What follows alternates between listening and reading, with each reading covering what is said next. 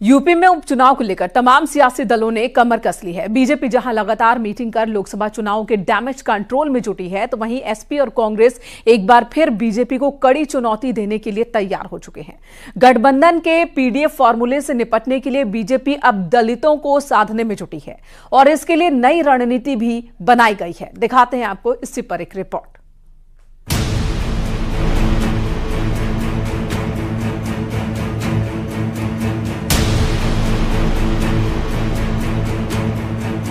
UP में होने वाले विधानसभा चुनाव की तारीख अभी नहीं आई है, लेकिन तमाम सियासी दलों ने कमर कस ली है।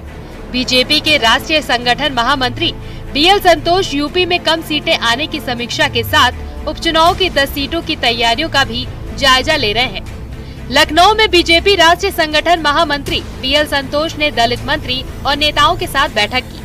उत्तर प्रदेश में दलितों को एक बार फिर कैसे बीजेपी से जोड़ा जाए, इस पर भी चर्चा की जा रही है। इसको लेकर एक पुख्ता रणनीति बनाई जा रही है ताकि उत्तर प्रदेश में होने वाले आगामी विधानसभा उपचुनाव में एक बार फिर बीजेपी का परचम लहराया जा सके और साथ ही साथ 2027 के विधानसभा चुनाव में एक बार फिर दलितों का साथ लेकर उत्तर प्रदेश में पूर्ण बहुमत की सरकार बनाई जा सके।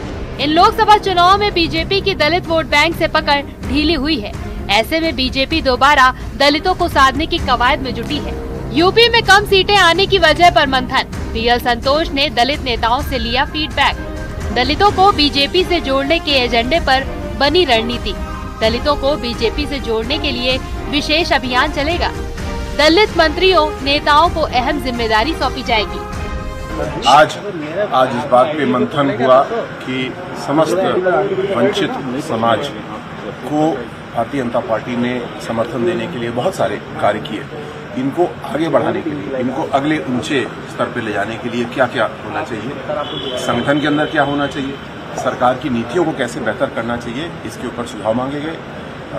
भारतीय जनता पार्टी प्रदेश का अनुसूचित मोर्चा सभी सदस्य मौजूद थे, लगभग सभी मंत्रीगण मौजूद थे और बहुत अच्छी चर्चा हुई। एक अच्छे कारबिंदु बने और सकारात्मक दृष्टिकोण से हम लोग अब उस कारबिंदु पे काम करेंगे।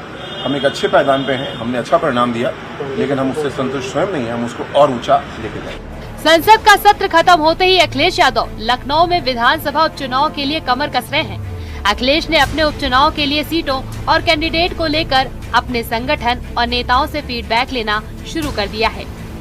लोकसभा चुनाव में मिली जीत से उत्साहित समाजवादी पार्टी अब विधानसभा उपचुनाव में पीडीएफ फॉर्मूला लागू कर उम्मीदवार उतारेगी।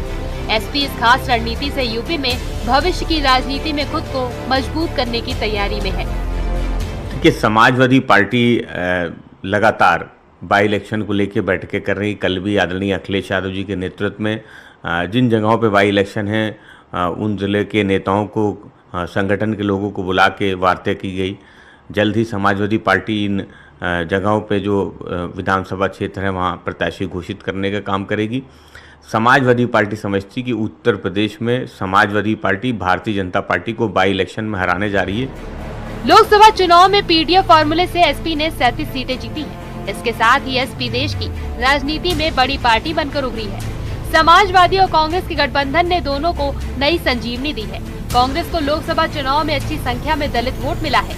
इसी समर्थन को बरकरार रखने के लिए कांग्रेस अब यूपी 2027 विधानसभा चुनाव की तैयारी में जुट गई है। कांग्रेस ने 2027 के विधानसभा चुनाव के लिए दलित समुदाय के बीच एक आउटरीच अभियान की तैयारी शुरू कर दी है। Bureau report, news 18।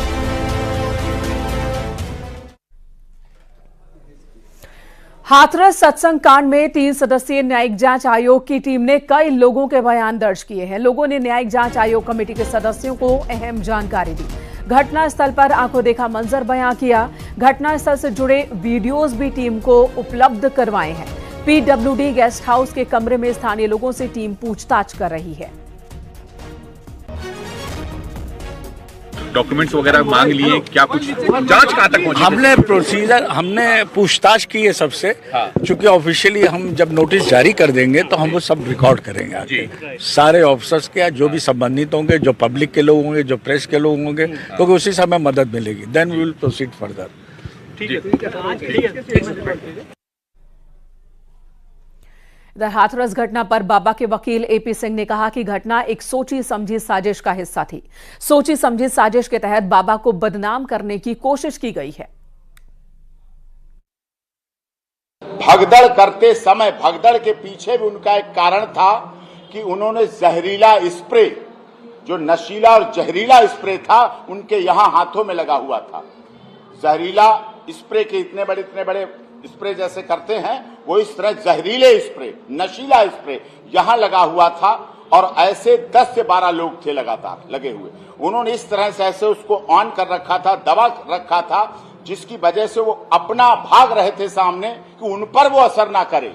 देखिए कितनी बड़ी साजिश, कितना बड़ा षड्यंत्र रचा गया नारायण साकार हरि को बदनाम नहीं, पूरा मानव मंगल मिलन सद्भावना समागम खत्म करने के लिए जो एसआईटी जांच कर रही है, जो हमारी honourable high court, retired high court justice की निगरानी में जो कमीशन बना हुआ है, वो भी जांच का मजबूत पहलू है और एसपी हाथरस इसमें जांच में कर रहे हैं, एसआईटी जांच कर रही है, क्योंकि वाहनों से भागे हैं और वाहन आइडेंटिफिकेशन का पकड़ने का इधर भी टोल है, जब अलीगढ़ की तरफ से आते हैं इधर के टोल और एटा की तरफ जाने वाले टोल, दोनों टोल की जो वीडियो रिकॉर्डिंग है, जो लेते वीडियो सीसीटीवी फुटेज है, वो अभी तत्काल प्रभाव से उसको सीज कर दिया जाए।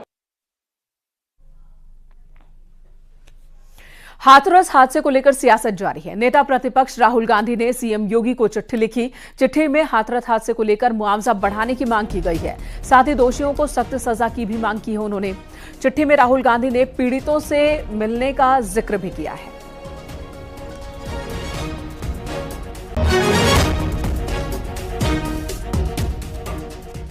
उधर गाजियाबाद में पूर्व बीजेपी नेता नुपुर शर्मा एक सार्वजनिक कार्यक्रम में नजर आए। धर्म विशेष को लेकर विवादित बयान के तकरीबन 2 साल बाद नुपुर शर्मा ने अपनी चुप्पी तोड़ी।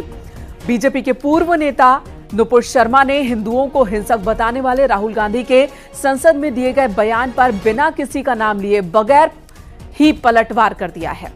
नुपुर शर्मा ने कहा कि वो कुछ भी कहें तो वाह वाह, और अगर मैं कुछ कह दूं तो सिर तन से जुदा। ऐसा नहीं चलेगा। हमारा देश अपने संविधान से चलेगा, ना कि किसी मजहबी या फिर शरिया कानून के हिसाब से चलेगा। जब ऊंचे पदों पे बैठे लोग कह देते हैं हिंदू हिंसक हैं,